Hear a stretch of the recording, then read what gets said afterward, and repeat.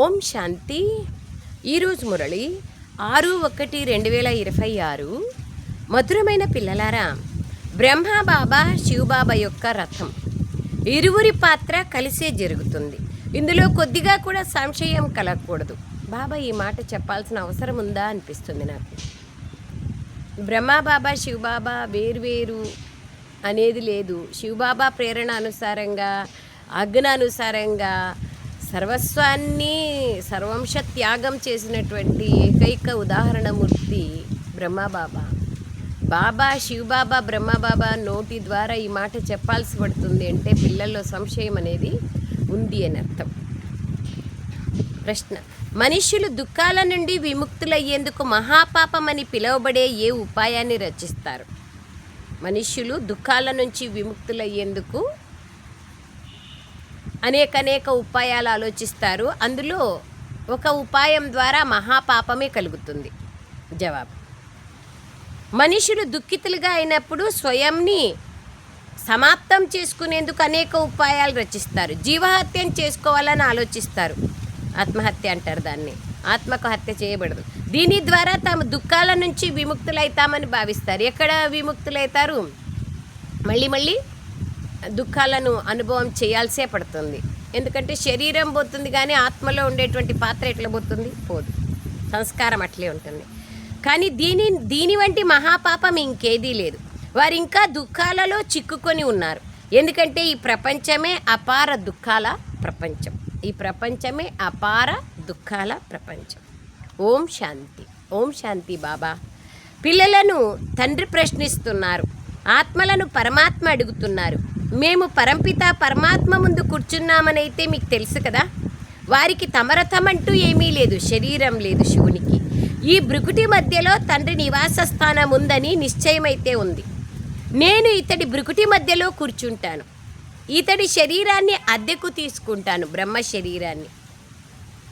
ఆత్మ భృకుటి మధ్యలో ఉంటుంది కావున తండ్రి కూడా అక్కడే కూర్చుంటారు. అద్దె ఎంత ఇస్తారో కదా అడగాల.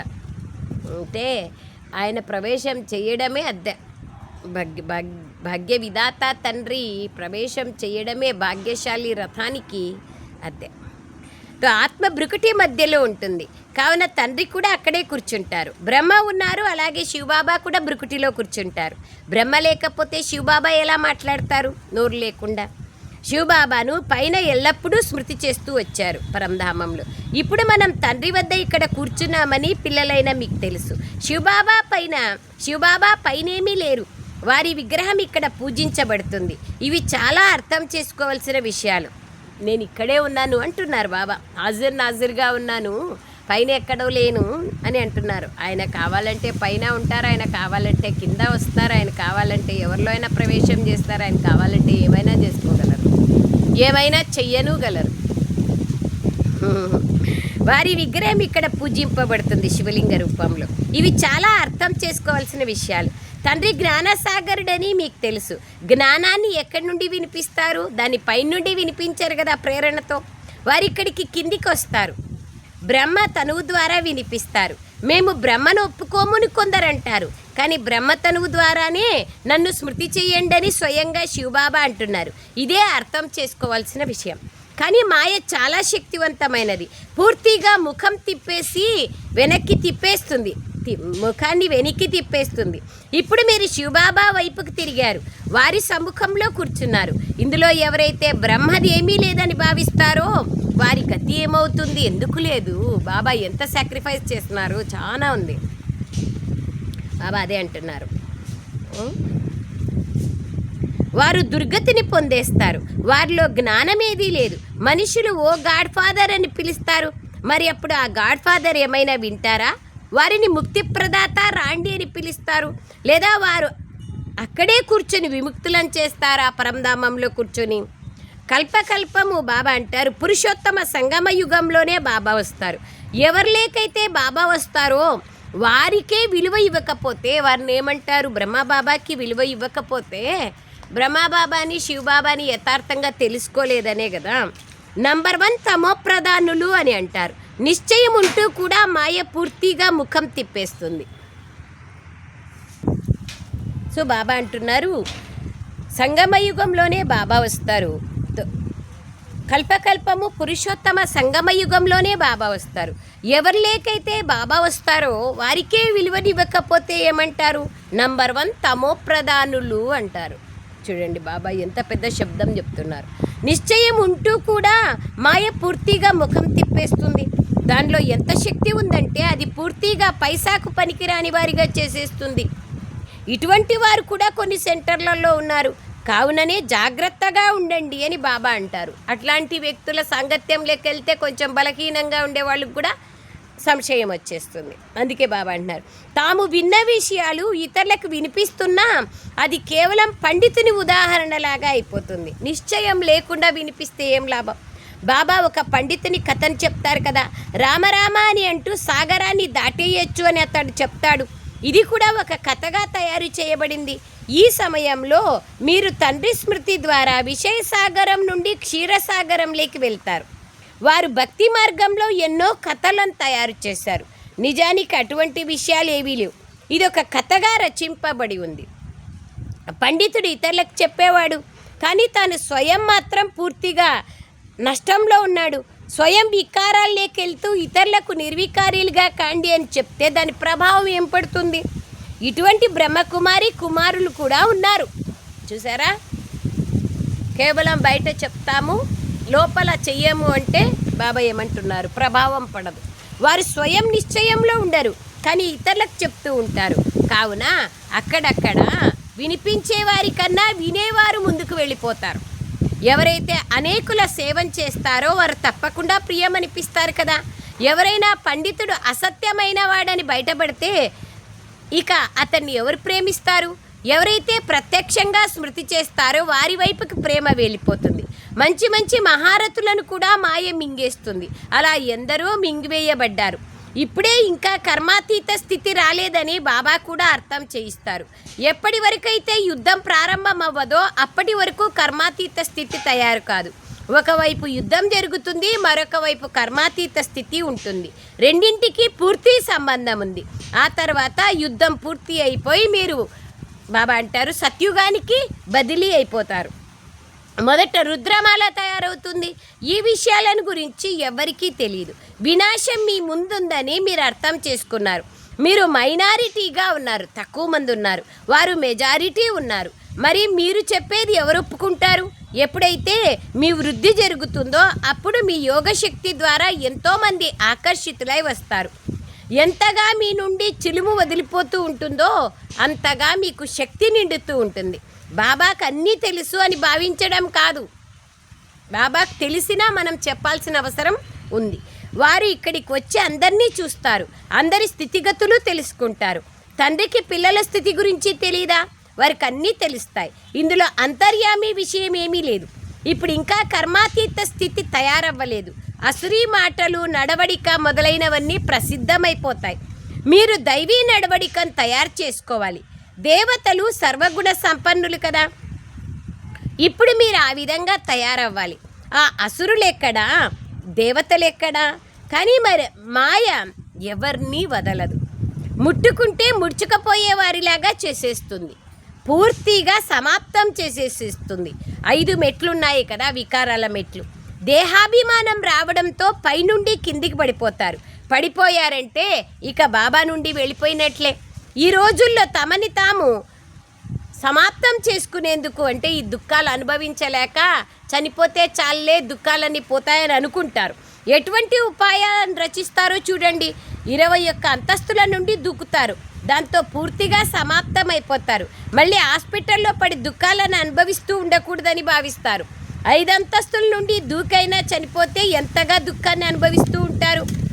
అంటే 5 అంతస్తుల్లో నుండి కింద పడిపోతే గాయాలు తగులుతాయి, మళ్ళీ హాస్పిటల్లో ఉంటారు. హాస్పిటల్లో ఉంటే బాధ దుఃఖం ఉంటుంది కదా. అందుకు ఒకేసారి ఇంకా చాలా పైన అంతస్తుల్లోకి వెళ్ళి కిందికి దుక్కుతారు. పోతానే కింద పడతానే చనిపోవాలా అని శరీరాన్ని అంతం చేసుకుంటారు, జీవహత్య చేసుకుంటారు. చూడండి బాబా ఏమంటున్నారు, వారిని ఎవరైనా రక్షిస్తే వారి ఇక ఎంత దుఃఖాన్ని సహించాల్సి వస్తుంది. సమాప్తమైపోతే ఆత్మ ఎగిరిపోతుంది. శరీరాన్ని వదలడం ద్వారా దుఃఖాల నుండి విముక్తులైతామని భావిస్తారు. ఎట్లా విముక్తులైతారు? విముక్తులు కావడానికి వీలే లేదు. ఎందుకంటే ఆత్మ సంస్కారాన్ని తీసుకుపోతుంది కదా. శరీరాన్ని వదలడం ద్వారా దుఃఖాల నుంచి విముక్తులైతారు అని అనుకుంటారు, కానీ అది కూడా మహాపాపమే. ఇంకా ఎన్నో దుఃఖాలను అనుభవించాల్సి వస్తుంది. ఎందుకంటే ఇది అపారమైన దుఃఖాల ప్రపంచం, అక్కడ అపారమైన సుఖం ఉంటుంది. ఇప్పుడు మేము వాపస్ ఇంటికి వెళ్తున్నాం, దుఃఖధామం నుండి సుఖధామం లేకైతే వెళ్తాం అని పిల్లలైన మీరు భావిస్తారు. ఇప్పుడు ఏ తండ్రి అయితే సుఖధామానికి అధిపతులుగా తయారు చేస్తారో వారిని స్మృతి చేయాలి. వీరి ద్వారా తండ్రి అర్థం చేయిస్తారు. చిత్రాలు కూడా ఉన్నాయి కదా, బ్రహ్మ ద్వారా రాజయోగ స్థాపన అని. బాబా మేము అనేక మార్లు మీ నుండి స్వర్గ వారసత్వాన్ని తీసుకున్నామని పిల్లలు కూడా అంటారు. తండ్రి కూడా సంగమ యుగంలోనే ప్రపంచాన్ని మార్చాల్సి వచ్చినప్పుడు వస్తారు. నేను పిల్లలైన మిమ్మల్ని దుఃఖాల నుంచి విడిపించి సుఖమయమైన పావన ప్రపంచంలోకి తీసుకెళ్లేందుకు వచ్చాను. పతిత పావన రాండి అని కూడా పిలుస్తారు. కానీ మమ్మల్ని చీచీ ప్రపంచం నుంచి ఇంటికి తీసుకెళ్ళండి, ఇంటికి తీసుకెళ్తారు భగవంతుడు వచ్చి అనేది తెలియదు కదా. ఎట్లా పిలుస్తారు? ఊరికే పతిత పావన రాండి అంటారు, పావనంగా చేసేకి రమ్మంటారే కానీ ఇంటికి తీసుకెళ్ళమని చెప్పరు. మేము మహాకాలుని పిలుస్తున్నామని భావించరు. తప్పకుండా తండ్రి వస్తారు. మనం మరణిస్తేనే శాంతి ఏర్పడుతుంది కదా. శాంతి శాంతి అని అంటూ ఉంటారు, శాంతి పరంధామంలోనే ఉంటుంది. కానీ ఈ ప్రపంచంలో ఇంతమంది మనుష్యులు ఉన్నప్పుడు శాంతి ఎలా ఏర్పడుతుంది? సత్యుగంలో సుఖశాంతులు ఉండేవి, ఇప్పుడు కలియుగంలో అనేక ధర్మాలు ఉన్నాయి. అవన్నీ ఎప్పుడైతే సమాప్తమవుతాయో అప్పుడే ఏకధర్మ స్థాపన అనేది జరుగుతుంది, అప్పుడే సుఖశాంతులు ఏర్పడతాయి కదా. హాహాకారాల తర్వాత మళ్ళీ జయ జయ ధ్వనులు ఏర్పడతాయి. మృత్యువు యొక్క బజారు ఎంత వేడెక్కిపోతుందో మున్ముందు చూడండి. వినాశనం తప్పకుండా జరుగుతుంది. ఏకధర్మ స్థాపనను బాబాయే వచ్చి చేయిస్తారు. వారు రాజయోగాన్ని కూడా నేర్పిస్తారు. మిగిలిన అనేక ధర్మాలన్నీ సమాప్తమైపోతాయి. గీతలో ఏమీ చూపించలేదు. పంచపాండవులు మరియు ఒక కుక్క హిమాలయాలపై కరిగిపోయినట్లుగా చూపిస్తారు. మరి ఎలాంటి రిజల్ట్ వచ్చింది? సో బాబా ఎంత బాగా చెప్తున్నారు చూడండి. మిగిలిన అనేక ధర్మాలన్నీ సమాప్తమైపోతాయి. గీతలో ఏమీ చూపించలేదు. పంచపాండవులు మరియు ఒక కుక్క హిమాలయం పైన కరిగిపోయినట్లుగా చూపించారు. మరి అంత మహాభారత సంగ్రామం జరిగిన తర్వాత ఒక కుక్క మిగిలినట్లుగా పాండవుల జతలో చూపిస్తారు. సో బాబా అంటున్నారు, మరియు ఒక కుక్కని హిమాలయాలపైన కరిగిపోయినట్లుగా చూపించారు. మరి రిజల్ట్ ఏమైంది? వారు ప్రళయాన్ని చూపించేశారు. జలమయంగా అయిపోతుందంటారు, కానీ మొత్తం ప్రపంచమంతా జలమయం అవ్వదు. భారతదేశం అవినాశి పవిత్ర ఖండం, అందులోనూ ఆబూ పర్వతం అన్నింటికన్నా పవిత్రమైన తీర్థస్థానం. అక్కడికి తండ్రి వచ్చి పిల్లలైన మీ ద్వారా స్వర్గపు సద్గతిని చేయిస్తున్నారు. దిల్వాడా మందిరంలో ఎంత మంచి స్మృతి చిహ్నాలు ఉన్నాయి.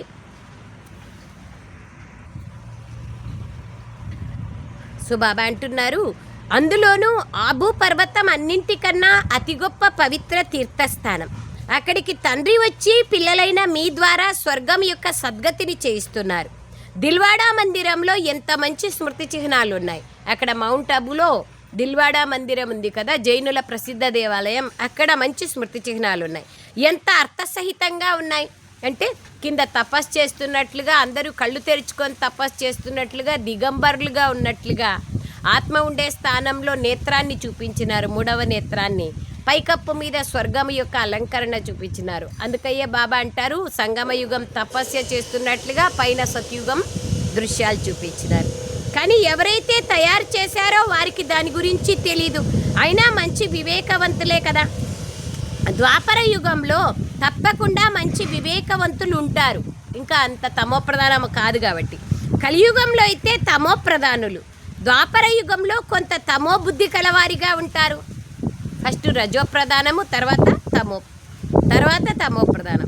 ఇక్కడ మీరు కూర్చున్న ఈ స్థానం అన్ని మందిరాలలోకెల్లా ఉన్నతమైనది. ఎందుకు? చైతన్యంగా భగవంతుడే ఇక్కడ ఉన్నారు కదా. అవి జడమైనవి. ఇది మన స్మృతి చిహ్నం. కానీ మీరు చైతన్య దిల్వాడా మందిరం అని వ్రాయజాలారు, ఎందుకంటే అర్థం చేసుకోలేరు కదా. మనం అర్థం చేసుకుంటాం. జైనులు ఆపోజిట్గా చెప్తున్నారు అనుకుంటారు. మరి వీరెవరు అని ఆ జైనులు ప్రశ్నిస్తారు. వినాశనంలో హోల్సేల్గా మృత్యువు జరగడం మీరు ఇప్పుడు చూస్తారు. హోల్సేల్గా మహాభారీ యుద్ధం జరుగుతుంది. అందరూ అంతమైపోతారు. ఒక్క ఖండం మాత్రమే మిగులుతుంది, భారతఖండం. చాలా చిన్నగా ఉంటుంది. సత్యుగంలో భారతఖండం ఇంత పెద్దగా ఉండదు. మిగిలినవన్నీ సమాప్తమైపోతాయి. స్వర్గం ఎంత చిన్నగా ఉంటుంది. ఇప్పుడు ఈ జ్ఞానం మీ బుద్ధిలో ఉంది. కొందరికి అర్థం చేయించడంలో కూడా సమయం పడుతుంది. ఇది పురుషోత్తమ సంగమ యుగం. ఇక్కడ ఎంతోమంది మనుష్యులు ఉన్నారు, అక్కడ చాలా కొద్ది మంది మనుష్యులే ఉంటారు. ఇవన్నీ సమాప్తమైపోతాయి. ప్రపంచ చరిత్ర మరియు భూగోళం మళ్ళీ మొదటి నుంచి పునరావృతం అవుతుంది. తప్పకుండా స్వర్గం నుండే పునరావృతం చేస్తారు కదా, చివరిలో అయితే రారు కదా. ఈ డ్రామా చక్రం అనాది అయినది, ఇది తిరుగుతూనే ఉంటుంది. ఇటువైపు కలియుగం ఉంది, అటువైపు సత్యుగం ఉంది. మనం సంగమ యుగంలో ఉన్నాం. ఇది కూడా మీరే అర్థం చేసుకున్నారు. ఇప్పుడు తండ్రి వస్తారు. తండ్రికి రథం తప్పకుండా కావాలి. ఆయన మాట్లాడాలంటే రథం కావాలి కదా. కావున తండ్రి అర్థం చేయిస్తున్నారు. ఇప్పుడు మీరు ఇంటికి వెళ్తారు. మళ్ళీ లక్ష్మీనారాయణల వలె అవ్వాలి. కావున దైవీ గుణాలని కూడా ధారణ చేయాలి. ఇంపార్టెంట్ అది. మాయ ఎటువంటిదంటే అది పూర్తిగా బాబా చూడండి ఏమంటున్నారు. బాబా చాలా పెద్ద శబ్దం చెప్తున్నారు ఈరోజు. ఇంతకుముందు అన్నారు బాబా చెయ్యి వదిలినారంటే తమోప్రధానమైన వాళ్ళు ఇంకంతకంటే ఎవరు లేరు అన్నారు. ఇప్పుడేమంటున్నారంటే బాబా మాయ ఎటువంటిదంటే అది పూర్తిగా పాకి పని చేసేవాళ్ళుగా చేసేస్తుంది. అంటే అంత చెడు బుద్ధిగా చేసేస్తుంది. పని గురించి కాదు ఇక్కడ. కావుననే బాబా మేము వికారాల్లోకి వెళ్ళి ముఖాన్ని నల్లగా చేసుకున్నామని రాస్తారు. రావణ రాజ్యము మరియు రామరాజ్యం అని దేన్నంటారో కూడా పిల్లలైన మీకు అర్థం చేయించబడుతుంది. పతితుల నుండి పావనులుగా, మళ్ళీ పావనుల నుండి పతితులుగా ఎలా అవుతారో బాబా చెప్తున్నారు. ఈ ఆట రహస్యాన్ని బాబాయే కూర్చొని అర్థం చేయిస్తారు. బాబా జ్ఞానసాగర్లు, బీజరూపులు, వారు చైతన్యమైన వారు. వారే వచ్చి అర్థం చేయిస్తారు. మొత్తం కల్పవృక్ష రహస్యాన్ని అర్థం చేసుకున్నారా అని అడిగి బాబా అడుగుతున్నారు. అర్థమైతే ఇంకా చింతలే ఉండవు. కల్పవృక్ష జ్ఞానం అర్థమైతే దానికే చెప్తున్నారు. ఇంద్రుని దగ్గర కల్పవృక్షము, ఐరావతము, కామధేనువు ఉంటుంది అని. ఆవు, ఏనుగు, కల్పవృక్షం. ఇదే కల్పవృక్షాన్ని శమీ వృక్షంలాగా దసరా పండుగ రోజు పూజ చేస్తారు. ఇదే కల్పవృక్షాన్ని తులసి చెట్టులాగా రాఘవేంద్ర స్వామి భక్తులు పూజ చేస్తారు. భిన్న భిన్న రూపాల్లో క్రిస్మస్ ట్రీ లాగా క్రిస్టియన్ సహోదరులు దాన్ని విలువనిస్తారు. ఈ కల్పవృక్ష జ్ఞానాన్ని తెలుసుకుంటే అందుకే చెప్తారు ఇంద్రుని దగ్గర కల్పవృక్షం ఉండింది, దాని కింద కూర్చుంటే కోరిన కోరికలు తీరుతాయి అని. వాస్తవికంగా కల్పవృక్ష జ్ఞానాన్ని తెలుసుకుంటే, ఆకు గురించి తెలుసుకుంటే, ప్రతి ఆత్మ గురించి తెలుసుకుంటే, డ్రామాలోని ప్రతి దృశ్యం గురించి తెలుసుకుంటే, సాక్షిగా చూస్తే అప్పుడు కోరికలే లేకుండా అయిపోతాం. దానికి అక్కడ ఆ విధంగా చూపిస్తారు. బాబా అదే అంటున్నారు. బాబా చైతన్యంలో వచ్చి కూర్చొని చెప్తున్నారు. అర్ధకల్పం దైవీ రాజ్యం ఉంటుంది. బాబా జ్ఞానసాగర్లైనారు. దీని గురించి యథార్థంగా అర్థం చేసుకోవాలా. మంచి మంచి పిల్లలు ఎవరైతే ఉంటారో వారి బుద్ధిలో ఈ జ్ఞానం ఉంటుంది. అంటే పదే పదే జ్ఞాన స్మరణ చేస్తున్నప్పుడు ఆటోమేటిక్గా ఉంటుంది కదా. బాబా చైతన్యమైన తండ్రి, ఆయన వచ్చి కల్పవృక్ష రహస్యాన్ని అర్థం చేయిస్తున్నారు. తండ్రి తన సమానంగా తయారు చేస్తారు కదా. ప్రపంచంలో తన సమానంగా చేయాలంటే ఎంత కష్టపడతారు. టీచర్లలో కూడా నంబర్ వార్గా ఉంటారు. కొందరు టీచర్లుగా అయి కూడా మళ్ళీ బాబా అంటున్నారు చూడండి కింద పడిపోతూ ఉంటారు. అంటే బుద్ధి పాడైతూ ఉంటుంది సాంగత్య దోషంతో.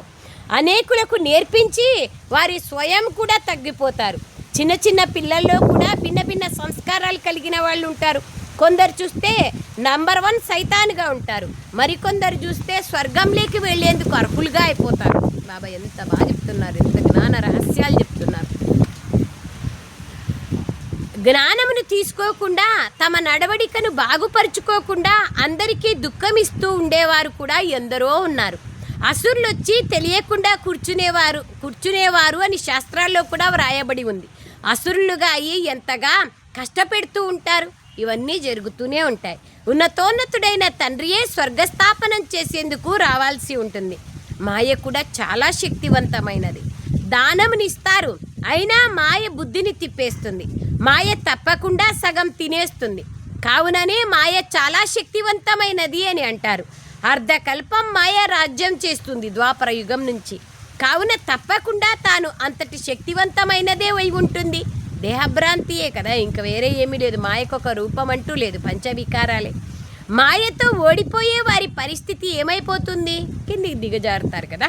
అచ్చా, సత్యుగంలోనూ తక్కువ పదవి పొందుతారు, ఇప్పుడు కూడా స్థితి ఉన్నతంగా కాదు. अच्छा मीठे मीठे सिखलरे बच्चों प्रति माता पिता बाप दादा का याद प्यार और गुड मॉर्निंग। रूहानी बाप की रूहानी बच्चों को नमस्ते। हम रूहानी बच्चों की रूहानी माता पिता बाप दादा को याद प्यार गुड मॉर्निंग और नमस्ते नमस्ते नमस्ते। बाबा नमस्ते। थैंक यू बाबा। सारांश